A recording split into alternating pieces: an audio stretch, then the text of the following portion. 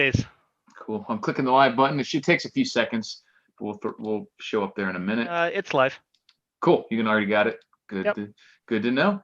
We'll wait a few minutes for everyone to drop in, and I'll pop out the chat as usual, so we can read everybody's questions. Got anybody show up yet? Yeah, we usually wait a couple minutes for people to set up, and then looks like Darian's got a second window too. So set up a second screen and just look at the chat window and read the questions. If we're all here, Darian, it's not that we're not listening. We're just reading the chat and getting the questions as they populate. I'm feeling really relaxed. I actually did some yoga way before that. I feel like jello. Nice. I have a friend who told me about taking like an Epsom salt bath, and it relaxed him so much that when he was also sick from like the flu, that he literally couldn't get out of the tub and was just like almost drowned. He almost like slipped into the tub. Like, he was like, I was so relaxed, there's actually a problem. To call 911. Right. Help me. I'm too relaxed. I need to do some yoga too, I think. Well, I've been taking this one course. It's wow, this girl's amazing. It's yoga with Adrian. She started a 30-day journey, and every day she does these sessions. And it's something about her. Yoga pants, maybe. What's that? Sorry. I said the yoga pants, maybe. Yeah, no kidding. I get to stare at this girl's hands every night. We should probably keep this PG. My bad. Right. Yeah, my mistake. We'll keep it PG. So Eric, my apologies. I saw the link popped up on the Trifecta, like your launch page, but over on your YouTube channel here, we're still a no-go situation on a live feed. There's people watching. We've gotten people in the chat, so it's showing up for some people at least. We got 762, Dupsy Daisy, Donna Hoffman, first last all. So it might just take a few. There, yep, I see it. So depending on who and where they are, it might take a few minutes to pop up. But that's why I typically wait until 15, 20 people at least are here, so we can make sure that everyone doesn't miss everything. We have to repeat it over and over again. That's my goal anyway. Dupsy Daisy, that's a new name for me. I haven't seen that before. Good evening. Donna is a regular. Good evening, Donna. 762, good evening, of course. Yeah, we got about 20, 25 people, so I think we can go ahead and get started. It's Prepper Trifecta as usual. Today we have Darian Bacon with us, who told you're somewhat of a primitive skills expert. I guess. How would you describe yourself? A nature lover. Right on. You know, to be an expert in this world is a lot, because it's not like the days of old where you have one textbook and suddenly you're an expert. Expert, to me, it's like shaman. It's a very honorific name. It's something that I would never give myself. You know, I have given keynote addresses at outdoor shows, and I've taught at universities and on stumps and parks. But at the end of the day, I just love nature, so that's what I go by. Right on. What got you into nature? Always a part of nature. So I grew up in Bobcaygeon, which is just filled with nature and old people. And I didn't see the constellations reveal themselves one star at a time until probably, Beavers, Cubs, Scouts age. Got very into nature that way, into Army cadets, and then kind of shelved it and went on with your typical teenage life until I ended up being a landlord in a college town that had an environmental college in it. And I really looked for environmentally inclined tenants, and I had quite a few. And one year I had one, and he started off, "Oh, can I light a fire on your driveway?" "No, I've got a fire pit. Why would you light a fire on my driveway, you weirdo?" "Well, no, it's a bow drill. It's friction fire. Let me show you how." Okay, interesting. And then the next one was, "Hey, I got this coyote. Can I skin it on your backyard, on the tree in your backyard?" "Well, no, I live in town." And then, "Okay, show me how." And it evolved from there. And then using my skills as an educator, he wanted to start a wilderness school, and we started working together, and we got him established. And from there, we introduced some other people into wilderness schools, and I helped support them. And I ended up getting a name for myself because I was floating from school to school. I didn't have the business. I didn't have the brand I was trying to sell. So my skills were going elsewhere. And I ended up realizing that, there were some critical flaws to the way nature schools have to run. I started looking at people who are going out into the wilderness to learn the basics. Before they know what poison ivy is, they're now, scratching their ass the wrong way. these people don't have that academia, that book smart knowledge, because they wanted to rush to go out into the bush. There's nothing wrong with that. But in this day and age with YouTube and, this chat window and ask your questions and whatnot, why couldn't we do the academia part online and then go out with the wilderness instructors and just play and have fun with the skills you've already got up here, but you need to experience them with your hands and with your body. So that's what I was setting up when I created my own wilderness school, which was an online program that would work with other wilderness instructors so that they could have less lecture time on stumps where people are getting smoked out or eaten alive by bugs or sleeping on unnaturally uncomfortable ground because they don't know how to make themselves sleep well in the bush, that type of thing. Interesting. So you get to, instead of having all the time being taken up learning the basic knowledge stuff when you're already out there, you can get that sort of knocked out of the way and then get to actual practice it. That's right. There are so many skills that we need just to thrive out there. When I was originally detailing it, I ended up coming up with 65 different community skills that a traditional community, if the crap did hit the fan, sort of thing, yeah, it's going to be small for you folk. Yeah, but things like harvesting water or trapping or falconry. Falconry is a great example of maybe that's not something every community needs, is to how to use raptors to bring your food back to you, although it's kind of a great way of getting free food. But it's one of those things where if you have one person in your community, one individual who's going to take the time to learn that skill, then your community as a whole is better. So originally my idea around shaping community, and as you guys were talking about earlier, harvest gathering, was to collect a group of people interested and diverse enough to cover those 65 skills and create a mentoring opportunity to kind of snowball that learning curve. That if somebody was into tanning, I just tanning came up there, and they would connect with an individual. And I'm just thinking off the top of my head, we had an individual who was using, I think it was sumac as a tanning aid. And it's sparking huge conversation among the tanners in that community. So by having those experts and those 65 skills working together at making all these communities better, we were just enhancing everything in Ontario. The genius that is Darian. Yeah. What motivated harvest gathering formed? So we obviously, you're familiar with headwaters, which are, for people that don't know, are primitive gathering events that happen in southern Ontario or mid to southern Ontario once a year. Not so much lately due to COVID. I don't know what's going on with headwaters actually, but what made you decide to say, I'm starting harvest? I'm doing this on the own. I'm grabbing the bulls by the horn, and it became this really awesome big event. I don't know how many years now, 12 years, 13, something like that. Yeah, you have to tell. So we were sort of a natural offshoot of Headwaters. Originally, Headwaters was twice a year in spring and fall. I became involved in helping out with Headwaters in, I think it was 2009. It had run, I think, a year or two prior to my involvement. Around 2011, the spring of 2011, there was a push because there was a great property that was found over in kind of Western Ontario. And they kind of wanted to put roots there and establish connections in that area's community of nature lovers. All well and good, but for those of us on the eastern side of Ontario, we wanted something a little closer to us. We liked the fact that it had been moving around for so many years.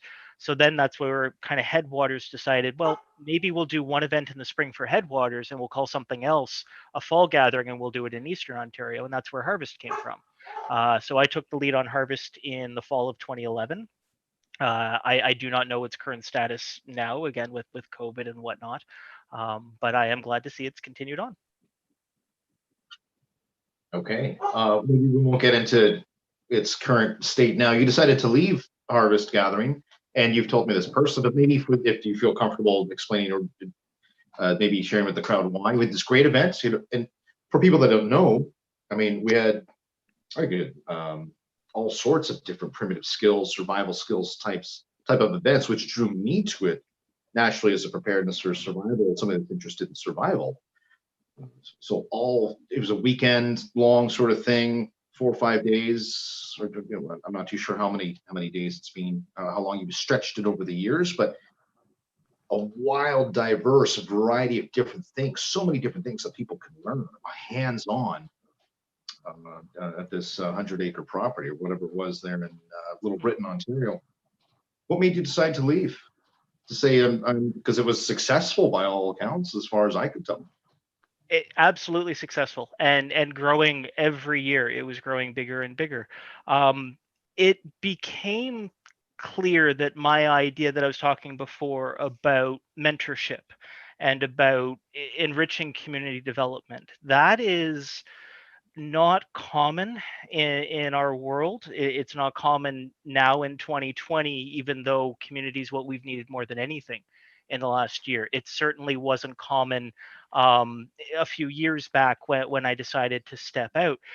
The idea that I had of creating a network of educators and a pathway for traditional learning, it was a hard thing to get people onboarded to. Certainly there was a lot of effort that I had to put into the logistics, and I didn't necessarily find a lot of help. And I thought at some point the community would have to self-maintain, self-regulate.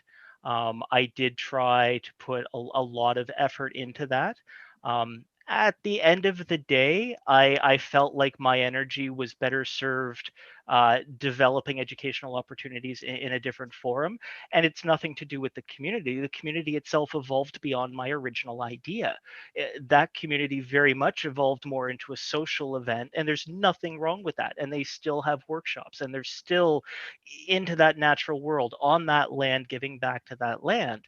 But the emphasis on that higher mentoring, that more than just a weekend outing festival thing, it was hard to sell people on. And I thought perhaps if the community wanted to go a different way on that, then I shouldn't hold them back. So here we are.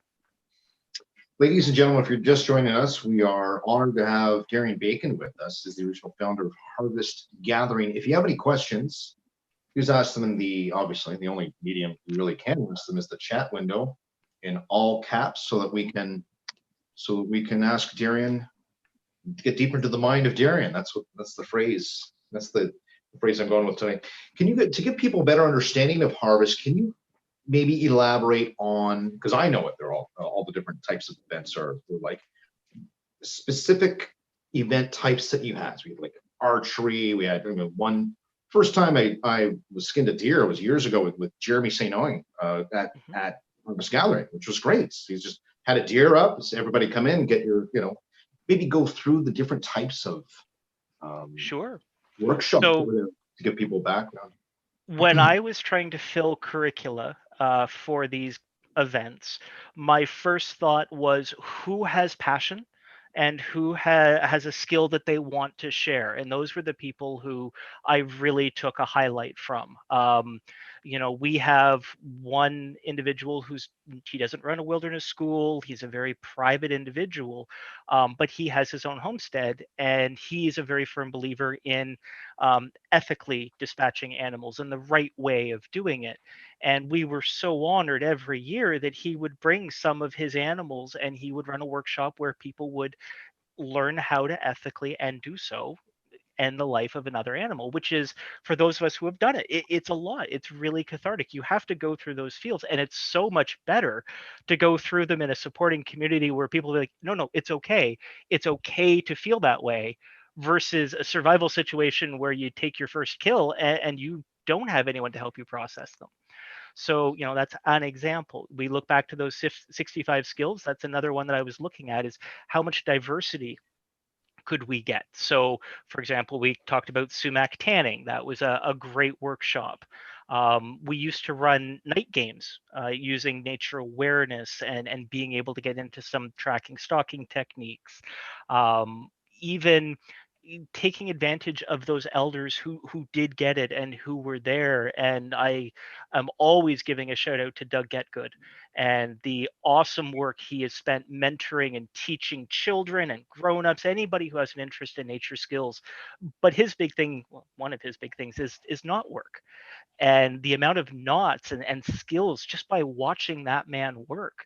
He always had a forefront, he had a stage whenever I could give it to him. When it came to harvest gathering, we had 3 workshop areas, which during your standard daylight hours were constantly being run by hourly workshops. We also had a sacred space, and we would hold programs there often at the same time as well.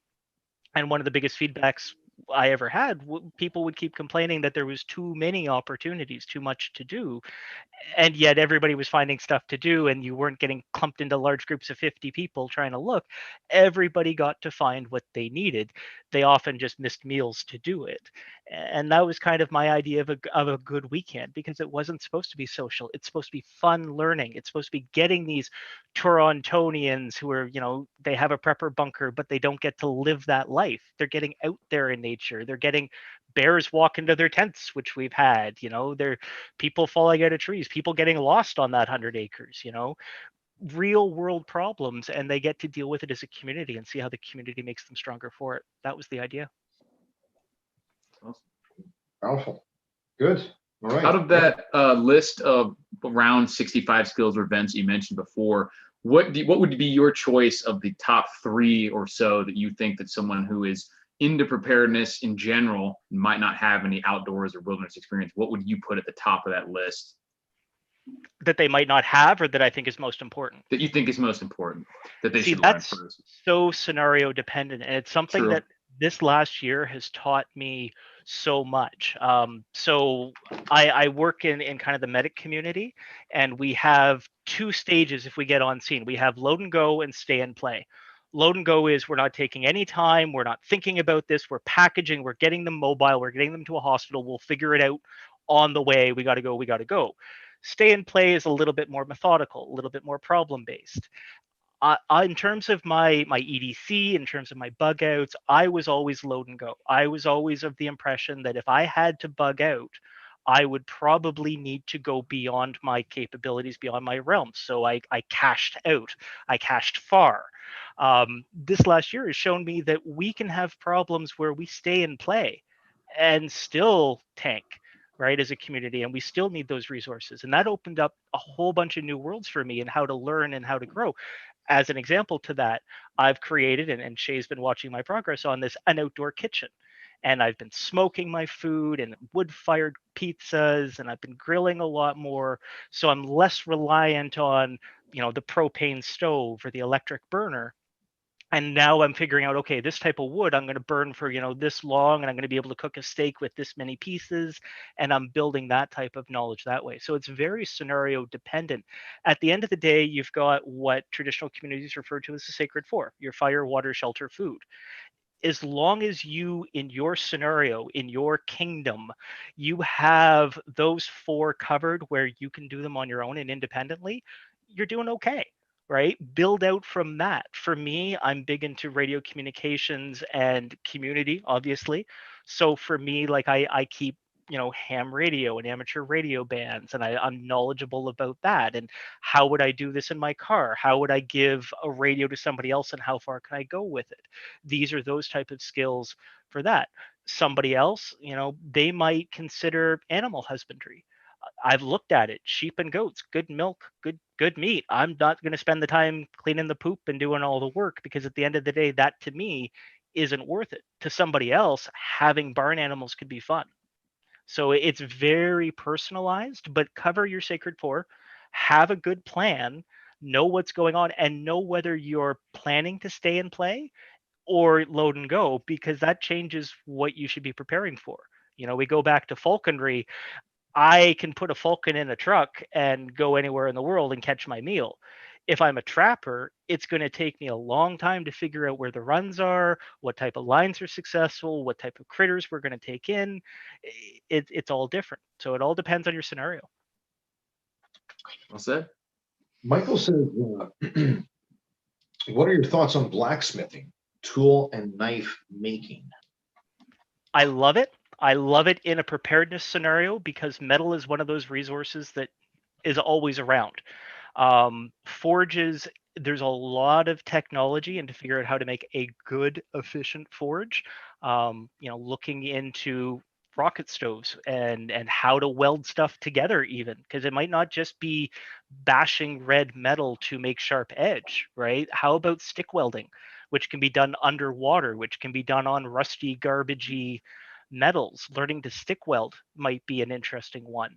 But the other nice thing about any type of metal smithing, and I'm going to put glass in there too because it's the same technology, just a different material, is that it is those materials. They are so abundant, right? That you can find metal on any car.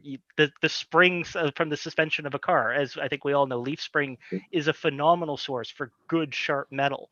And it's prolific. So if you know how to have that skill and you create trade value out of it, and you can start selling your knives when people really need pokey bits that are going to hurt, or even fishing hooks, taking coat hanger and making fishing hooks and sharpening the edges and putting in a barb. It sounds so simple until you think about how important that barb is, until you think of how that bite had, like, where that penetration is going to happen in that mouth. There's a lot of thinking and research. So getting ahead of those skills before you need them, awesome, 100%. Which skills are going to work best for you depends on where you are. Fishhook doesn't do anything if you're high and dry. And you've had, I know Headwaters has had blacksmiths. You've had blacksmiths at Harvest. So like literally with the anvil and the guy with, the arm is out, just a massive right arm from hammering on the side. It's very interesting to see the process. The first time I ever saw a blacksmith was at your event. Do you feel like loading up the images, Eric? Or sure. Yeah, let's pop open the ones you sent me. Sure. Give me just a second. Little conversation starters. Yeah. Yeah, a bunch of images that Darian sent over earlier today. All right, we'll start with. Let me know if you guys. You can skip mine, by the way. Let me know if you guys can see that. Yours has a story, buddy. Okay. Start with the apiary. Can you guys see that? Yeah, bread or mead. Yeah, bees, right? Sorry, I'm waiting for a picture. I'm looking at the feed. Nothing yet? No, I got a bit of a delay. I can still see I'm rambling on about something. Yeah. But apiary, okay.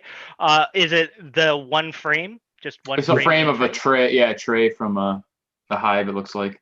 So that is actually a terrifying photo, as innocuous as it looks. Is that bear claws or something through there? That is exactly it. That is a hive that got bared, and that was my warning. Right at the front of the hive is just these slash marks from a bear, basically claiming his territory.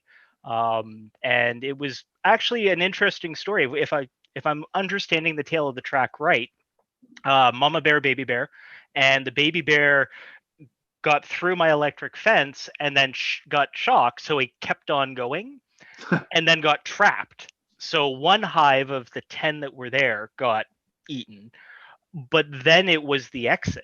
And I think it was just a charge from the bear to try to exit this baby cub, because it ripped all the fence line all the way around and it dragged it into the bush for about 200 feet. So that bear was getting shocked over and over again, running and running, getting shocked. I did not have another bear problem for the rest of the season. Yeah, spread the word. It's like, don't go near that place. Absolutely. But that was terrifying, just seeing that calling card there. Yeah, absolutely. All right, let's see what else we got. It looks like, we got a picture of Che here making homemade spaghetti or something. Bannock. That is actually Che doing a workshop at Harvest Gathering on bannock making, and that was tied in there. I didn't know. I think I joined the bandwagon maybe a few weeks before everybody else in 2020, but I got onto the sourdough train. And a lot of Che's bannock skills came in handy as I was trying to figure out wood-fired sourdough and what techniques and what recipes and how to get it off of a stick and into a pan sort of idea. But yeah, it doesn't matter if it's bannock or if it's sourdough bannock, it's still awesome, and the skills are interchangeable. But yeah, that was a one. That's neat. Thanks. What's that on your neck, Che? Is that a fire steel or a piston or what? Yeah, that's an older one I had. I could tell what year it is based on the knife I have. It's an old Bark River I had. So it was about 6 years ago, I'd say. 5 years ago, maybe. Right on. Next up, we have like a delicious looking spread here under a tent. Can you zoom in a little bit? Yeah, let me see if I can. So that is a harvest gathering photo. That is one of the staple items we always had right from day one, which was a potluck.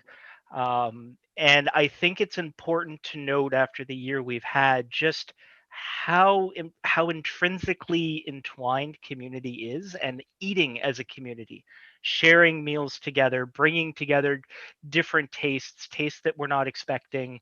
Um, Making food for another person and watching them enjoy it and getting that value from it.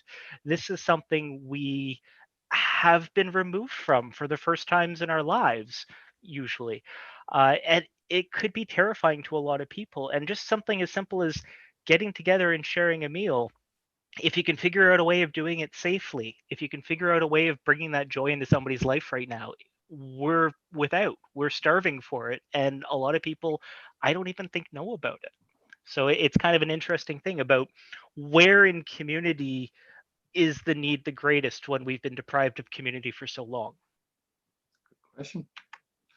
Here's another gathering where I can't tell exactly what is he making a spear? I can't tell. Just a whole bunch of people Sitting on the ground, yeah. Shay's off there in the corner, but it looks like they're oh no, it looks like a teepee fire or something in the middle. I can't tell.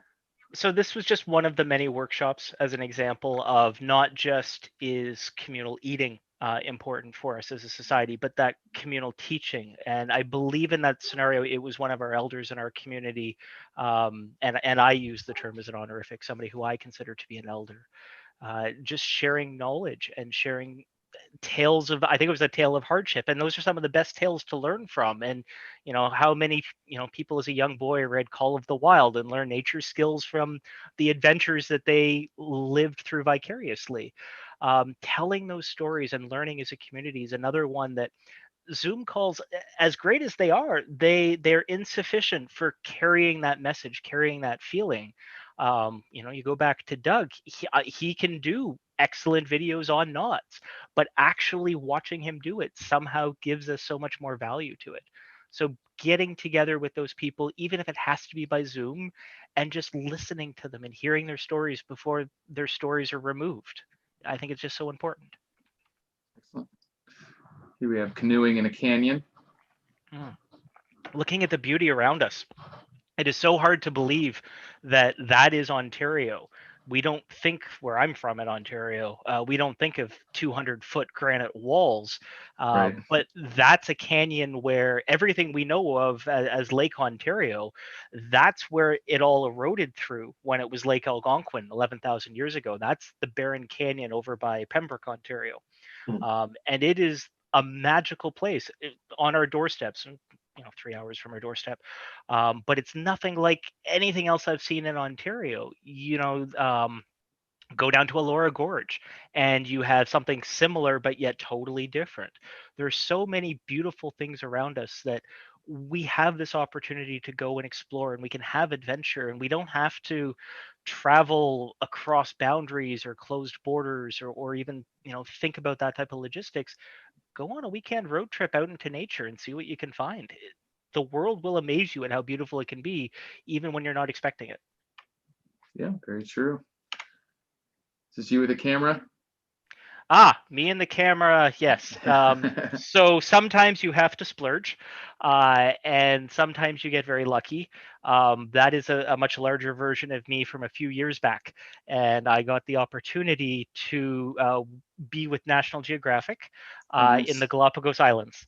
Right And I got to learn photography from the Nat Geo photogs, and it was the trip of a lifetime. The nature exposure, the teaching I was able to bring back from it, the feeling of tranquility that the Galapagos brings, it was astounding. So in contrast to nature at your doorstep, sometimes it's phenomenal to get pushed beyond your horizons and to see not just the nature but the people. The people surprised me down there as well, and not entirely positive ways either. Some things I ran into problems I hadn't expected, being in a different culture of people.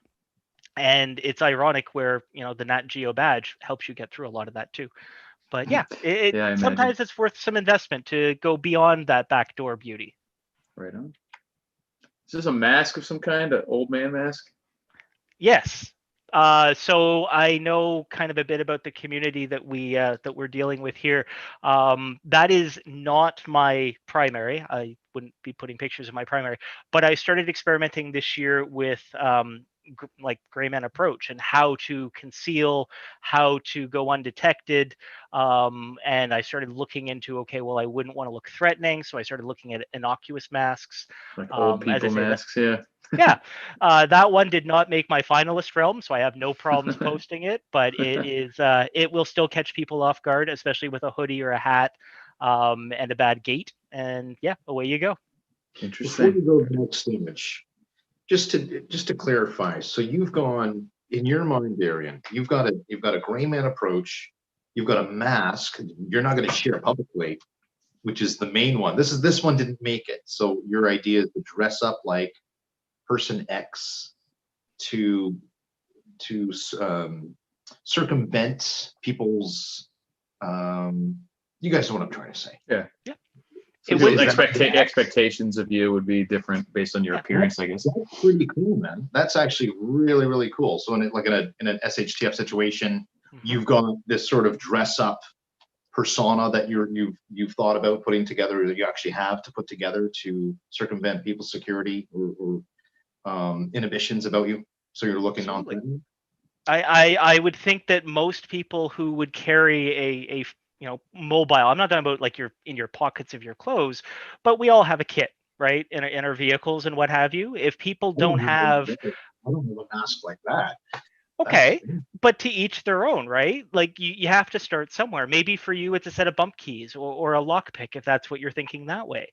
Maybe it is just a knife because you think that's going to be your approach. For me, I'm not a very fast person. I'm not martial arts trained. For me, the art of deep cover works really well. And if I can impose myself in this case as a vulnerable person, and then I'm just going to say, maybe that person has a cane and maybe there's more to a cane than what it looks like on the outside, right? You can start compounding that and adding more and more things to it without a whole lot of thought going into it. And really, if in this case it's a pair of actually magnifying glasses for like needlework and stuff, it's a mask and that and an ascot like a dickie. It doesn't take up any room in my kit whatsoever. Why not do it if people are going to see me as a threat? Oh, there's that big burly guy. I bet you he is carrying a firearm or he's going to challenge our authority in this new land, right? An old guy, they're going to let the guy go through. Yeah, no, I totally get the Very concept. interesting. Yeah. Where did you get the mask from? That looks like an awesome mask. Like this kind of squint, it looks like it's real, like somebody's real thing. If you search for latex theater masks on any of your standard websites, you're going to find variety of quality. I will say that one was about $50. The one that I would say I would keep in my more primary bag was only about 20. Sometimes quality isn't the best. Sometimes you need to augment. For example, Vaseline on this particular mask was great because an old guy, he's going to be drooling constantly, and it's really hard to drool through a latex mask. Add a little Vaseline, it looks like his lips are constantly wet, right? Put it under the nose in the wintertime, it looks like he's got a runny nose. You add just little bits of things, suddenly you've got a full get up. I will say it might not look super real in the photo when we're all looking at it. I used to have a partner who worked in long-term care, and when they are fresh out of the shower and you sneak up on them and you look like an old man, oh yeah, they pass out like goats. It's great. Who knew that Mrs. Doubtfire was the original prepper, ready to make their way behind enemy lines as an old British lady? There you go. Who would know? Who would think of it, right? Very good point. Very good point.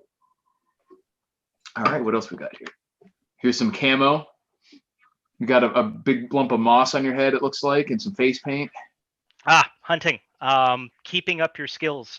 People who feel like, oh, I have a I got my 308. I'm sure I can take a deer whenever I need to, but I'm not going to go out. I'm not going to sight in. I'm not going to clean my firearm until I need it. These are the people who keep me employed in emergency medicine, but they are also the people who don't live long in the natural world. And if they do hit an animal, they usually don't hit an animal properly, fairly. So if you are going to consider in your plans taking the life of an animal with a firearm, with a crossbow, however you want to do it, with an atlatl, know what the hell you're doing, practice the skills, keep them honed, and don't think you're God's gift to hunting because your name's not Bear Grylls, right? Very interesting. Have you used the atlatl before? I have. They suck Nice. until you get good at them. Yeah, well, that's true for a lot of things, actually. True. Very steep learning curve. Right. Here's a setup from a looks like a trade show. Outdoor adventure show. This was an awesome opportunity. I was a keynote presenter. What year was that? I think it was 2018 for the Outdoor Adventure Show. Okay. And it was really great to listen to all the different ideas for natural skills learning. More overly because it was a trade show, to see the trends in tourism, ecotourism in particular, and how the culture is so entwined around the dollar value, right? We think naturalists and getting out in the country and camping in the outdoors, we don't think of the dollar signs that go into the industry, and they're super important. They keep so many of my friends employed, and I'm not begrudging them, but it is a business. It is an economy of scale, and we are in Canada just surrounded by so much potential. We really, especially in this day and age where people are getting a little tired of technology, there's a chance to be really comfortable in nature and economically viable. It's just finding that balance. And that trade show, go to a trade show and see where you see yourself, where you can fit into that. You find a good crew, and you see a lot of like-minded ideas. And that is a really blurry photo. I should have picked a better one for you. Not a problem. Here we have some feathers in a wooden bucket, it looks like.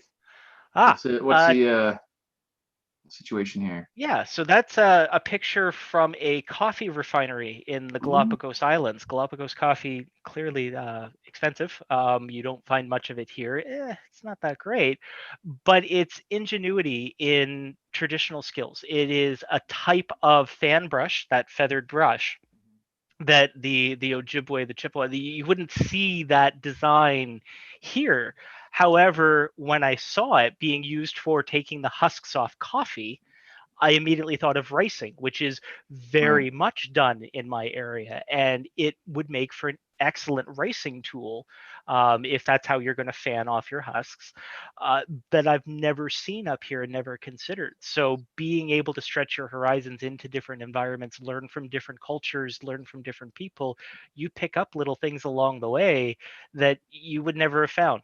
So just explore the world as a child, right? With a child's mind. It's also an interesting mix of like man-made and natural materials. It has the feathers, obviously, what looks like the metal handle to a bucket, and a piece of bamboo or something, and then almost like an aluminum band of some kind that's holding them together. Is that what that is? When you're in the Galapagos and every single thing gets shipped in, and there's no manufacturing, there's no industry whatsoever, you are going to take, what looks like a baler line, and feathers you're finding in the bush, and looks like sugar cane, and whipping things together. You become the amount of people who just MacGyvered these insane creations on those islands. It's so impressive. And when you consider, like, you can't just buy a 2x4. Right? You can't chop down a tree in the Galapagos. You can't buy lumber, and there's nothing to make metal. Plastic's not a natural source. You're reusing your material constantly. Very cool. Here's telling some stories around the lantern at night under a lean-to, it looks like. The stories, the community culture, we're going back into that. This is generally the time in like First Nations communities where stories are so important, where there's these long nights and they're cold and everybody's around the fire, and people don't really care about how bad everybody smells because you just want to be near that heat. So you get packed in and you listen to all the stories. We miss that now. We're in this age of Netflix giving us our stories, and we binge whatever we want when we want. Myself, it's YouTube, and you go down that YouTube rabbit hole of skills and technologies, and you never see the light of day on it. But you don't get the stories from your own community. You don't get those elders. Somebody else had said it in the chat that Zoom carries a different feeling, a different meaning to the stories than if they were in person. Finding a way of getting your community story heard and also being able to hear, I think, is so important for everybody, especially people who have families and children. Um, and they're trying to get used to this new world of remote learning and everybody being at a distance. I think it's very well documented that there are some unhealthy parts to that, and that's psychologically speaking. And to gain that resiliency can be something as simple as sharing stories with each other. For sure. Let's see what we got next. Now we have a drawing of a pig barbecuing. Yes, that was me, last name Bacon. Everything's better with me. Talking about my outdoor kitchen and really dedicating my year to that. I hadn't planned on doing a naturey year in 2020. I was still working in Toronto. It was going to be very difficult for me to do. In late January, yeah, I guess about a year ago, when we started seeing numbers coming in, and I thought maybe we might be in a bit of a food scarcity problem. I was successful and got a fairly good supply of seeds, and I noticed about a week after I did that all seeds were sold out, and you couldn't find them anywhere. Last year was a hard year for anybody trying to do a garden for that reason. So I really doubled down on that. Really, this winter I was spending a lot of time on hydroponics and learning about how to make hydroponic systems, indoors and outdoors, and it's just phenomenal. But in terms of the picture, figuring out how to cook my food naturally, figuring out how much smoke is the right amount of smoke and how much of it makes you think you're just eating cancer, it really is a curve. And taking the time to enjoy that learning journey is so important. And very few people do that anymore. We just look for that pass fail. Here's my grade. Here's my certificate on a fancy piece of paper. Mic drop. I got my skill. And there's just so much more to that. Yeah.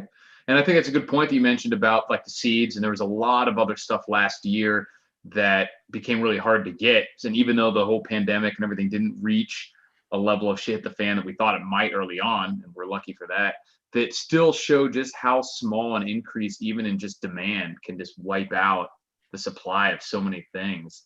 The bicycles, workout equipment, like you said, seeds, toilet paper, like that wasn't even massive spikes, but just a significant spike, and that stuff is impossible to find and the prices go up. So all the more reason to be prepared.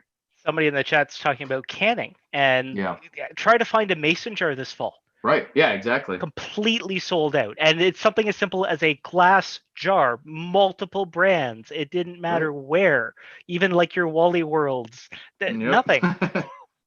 Yeah. Someone in the chat also described you as a post-apocalypse Bob Ross. And I was taking a screen cap as you were talking of just that line. That's my new tagline. You have another picture of some photography being done where it looks like the bird's landing right on the lens. Photography, yes. A Darwin Finch, actually, from the Galapagos. Another way of expressing nature, getting out in nature.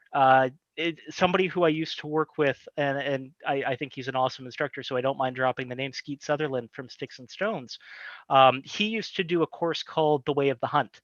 But because of being in Ontario and all of our different policies and whatnot, doing a hunting class was going to be very prohibitive. So he used cameras. And I thought this was this beautiful way of capturing your animal without killing your animal. It's still stalking. It's still learning your techniques, right? That's really creative, because you can practice almost every single aspect of the hunt with the exception of the marksmanship, That's right. That's pretty smart.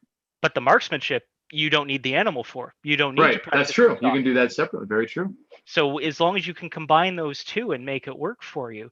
And I mean, there's more to it too. Just like dialing in for windage, there's figuring out your f-stops. How big do you want your depth of field to be, right? Like the sky's the limit on all of these exact same things. It doesn't matter if it's a camera or a rifle. You got to dial it in. You got to know your settings and you got to know what you're doing. Otherwise, you're not going to capture something like that. If my frames per second was any lower than that, that whole photo would have been garbage. Yeah, very interesting. Here we have a little backpacking stove. Looks like you got a coffee and some eggs. Simplicity. Yep. So something as simple as that, just eggs and coffee, and away you go for your breakfast. That is an emberlit stove that folds flat, sits in your pocket, just burns little twigs and stuff. Little tiny coffee percolator on the top of it. It really it would sit into a mason jar, no problem at all. That's where you have your coffee beans, and no big deal. Learning now how to be comfortable in discomfort, how not to look at that and go, well, that's kind of a crappy way to start your, no, that's an awesome way to start your day. Yeah. If you go in the right mindset to it, right? If we were to come into a scenario where our luxuries would not be as prolific, this is going to be the day. That would be a feast for somebody's grandparent, right? Back in the day. Oh, absolutely.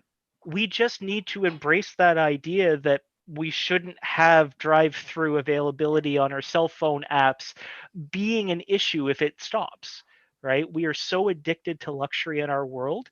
Try challenging yourself. Something I always used to suggest is turn off your power for a weekend every season, right? And just get used to it. What do I do with my food in my freezer? What do I do to get clean drinking water if my taps don't work? Challenge yourself by suffering in a good way before it turns into having to suffer in a bad way. I think back to the ice storm in Toronto 4 or 5 years ago now. The years are kind of blurring together. Thank you, COVIDity. But there was a really big ice storm in Toronto, and we were not affected where I live in just slightly northern Ontario, or northern central Ontario, I guess.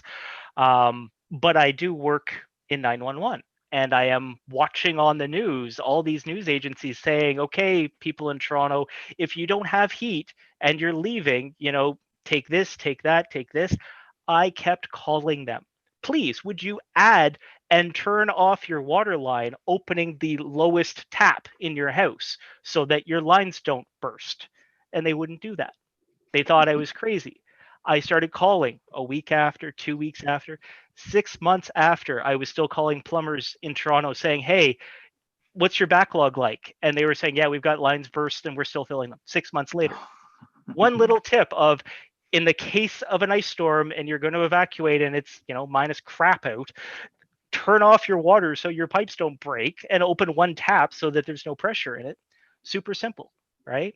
Yeah. We handled a big flood in Peterborough, Ontario, way back in 2003, and I was supervisor at the time. I was on the boards, and houses kept blowing up, like catching fire and going boom in a flood.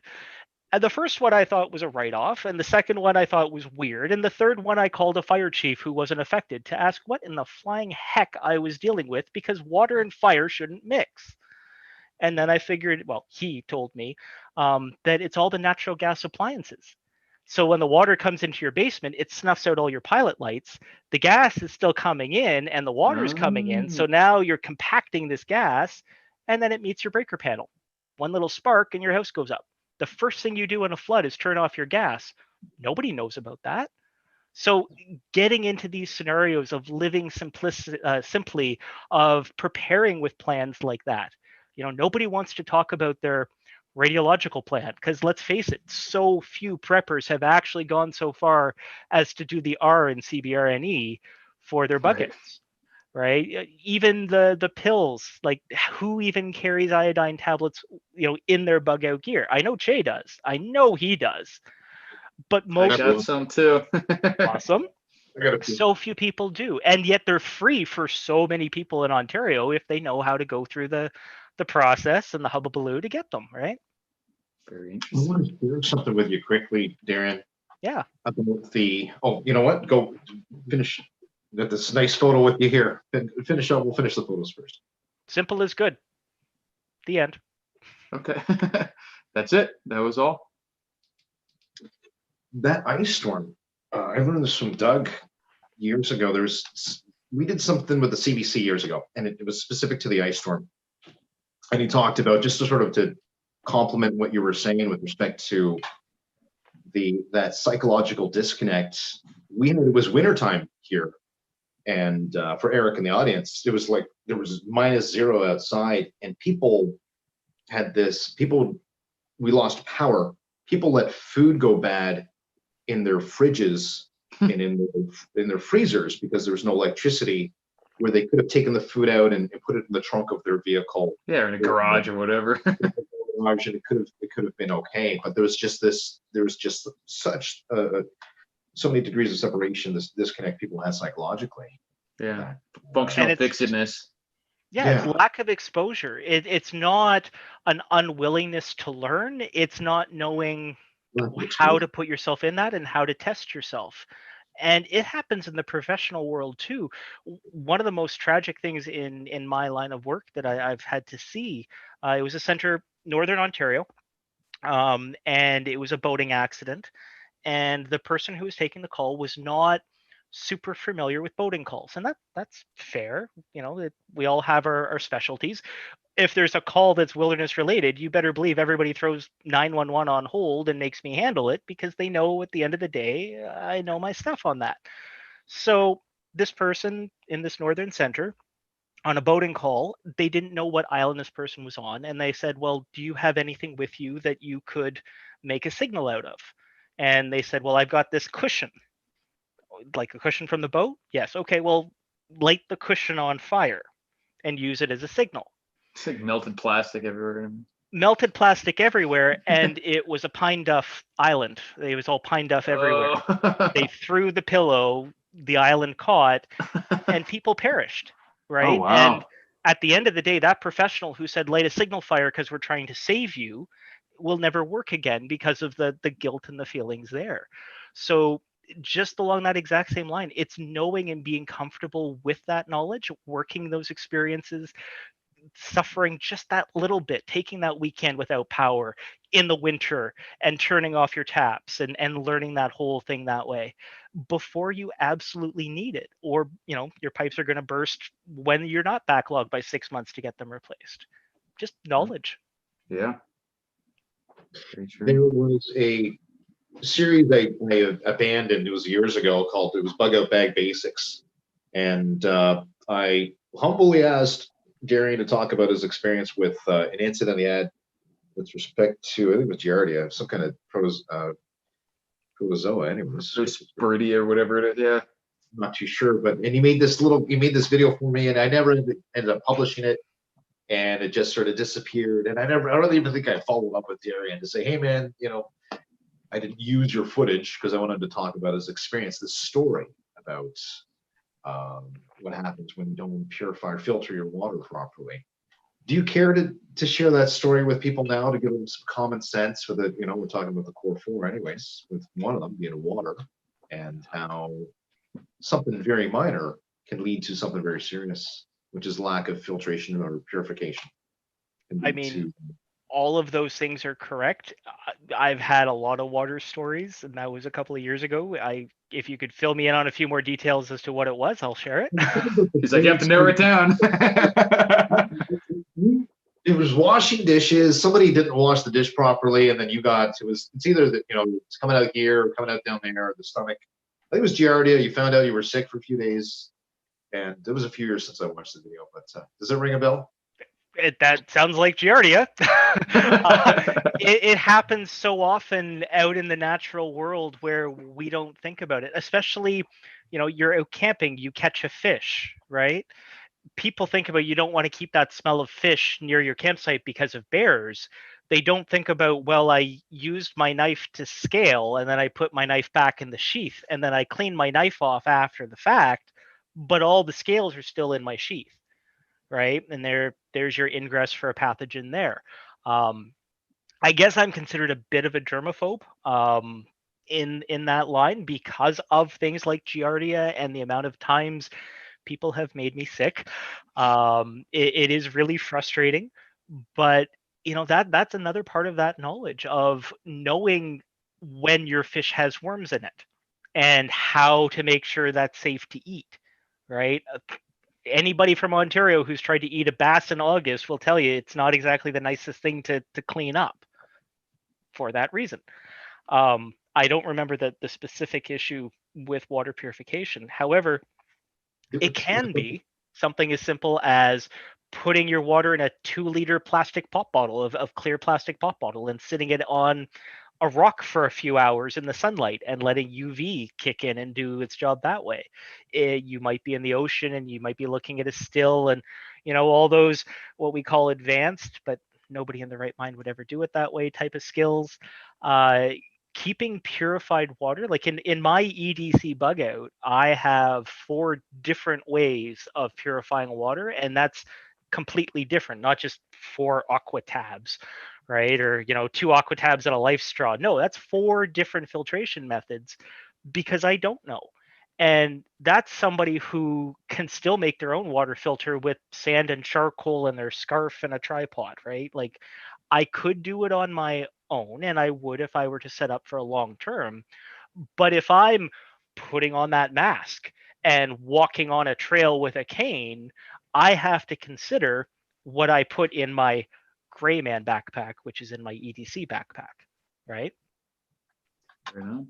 Speaking of drinking weird things, I couldn't help but notice the jar of weird liquid that you have. What's in that? Weird liquid, of course. Yeah. I, a long time ago, got out of the prepared drink sort of thing, but I also don't drink hot liquid, so it's nothing more than iced tea with a little bit of my honey in it. Right on. Would you eat or would you drink a jar of Black V8 that was in your stores? Black V8, like vegetable cocktail? Yeah, no, we had would not. a previous guest who I think it was Bruce Beach, wasn't it? Bruce Beach, yeah. Yeah, he had like an 8 or 12-year-old jar of V8, and he wanted to show everyone not to be afraid of expiration dates, so he picked the foulest.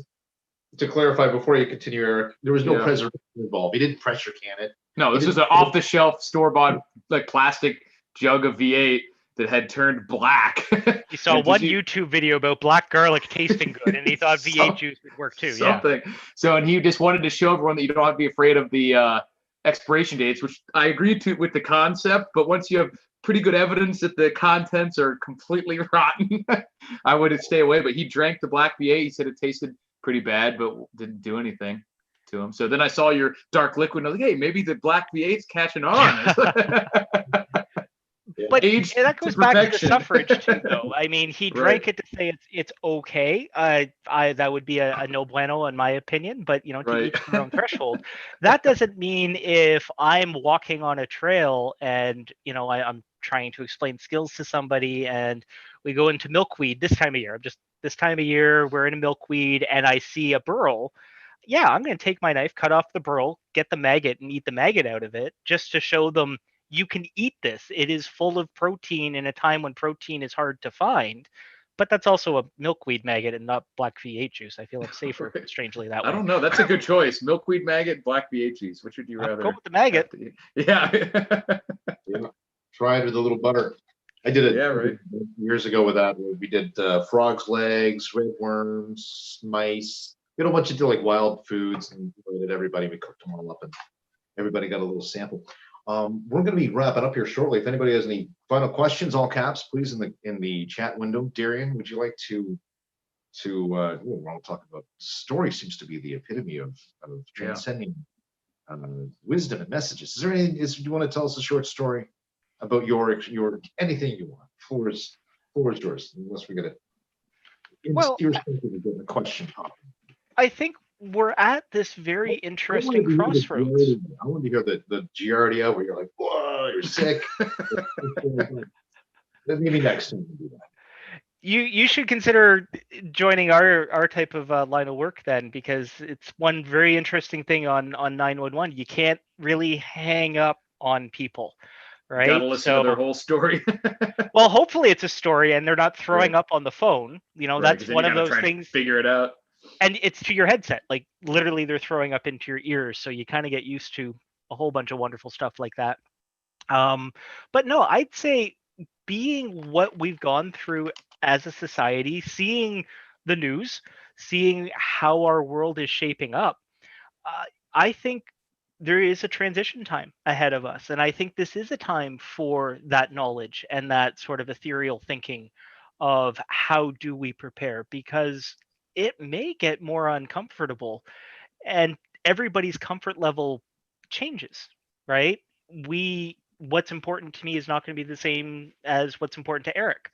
And so being able to address where we are individually, and I don't just mean your resilience. I don't mean how much, food you have in your pantry.